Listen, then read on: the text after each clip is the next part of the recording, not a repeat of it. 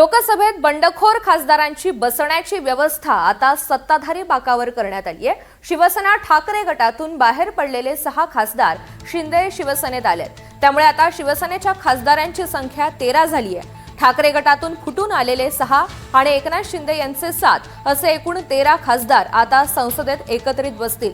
दुसरीकडे ठाकरे गटाकडे आता फक्त अरविंद सावंत, राजाभाऊ वाजे आणि अनिल देसाई असे 3च खासदार उरलेले आहेत।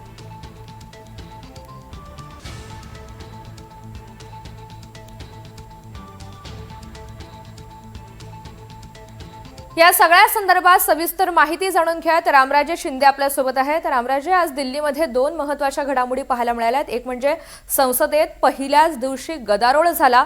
विरोधकांची काय मागणी होती, काय वातावरण होतं याविषयी सांगाल। दुसरं महत्त्वाचं, शिवसेनेच्या खासदारांची संख्या वाढलेली आहे आणि त्यामुळे आता त्यांची व्यवस्था सुद्धा बदलण्यात आली आहे, त्याची अपडेट जाणून घ्यायची आहे। बिलकुल, शिवसेनेची संख्या वाढते याचाच अर्थ की एनडीएचं संख्याबळ वाढते आणि याचाच दुसरा अर्थ म्हणजे की सत्ताधाऱ्यांची संख्या वाढते आणि विरोधकांची संख्या कमी होते, बाकं रिकामी राहतायत हे आता दिसून येते। कारण उद्धव ठाकरे यांच्या पक्षाकडे आता 3च खासदार राहिलेले आहेत आणि जो संख्या 6 खासदार जे आहेत ते अतिरिक्त एकनाथ शिंदे यांच्या शिवसेनेमध्ये दाखल झाले आहेत, त्यामुळे त्यांची संख्या वाढलेली आहे। त्यामुळे सत्ताधारी बाकं जी आहेत ती वाढताना आपल्याला दिसून येते।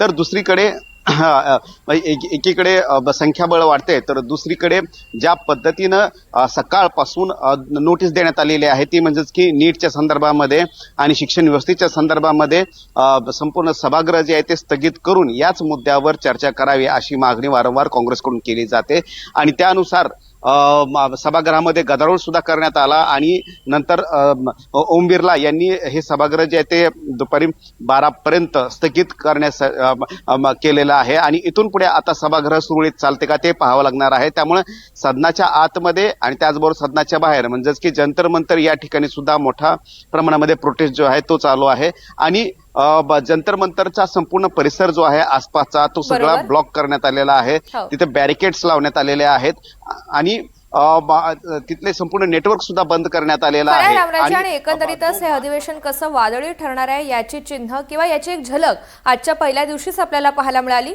धन्यवाद सविस्तर माहितीसाठी।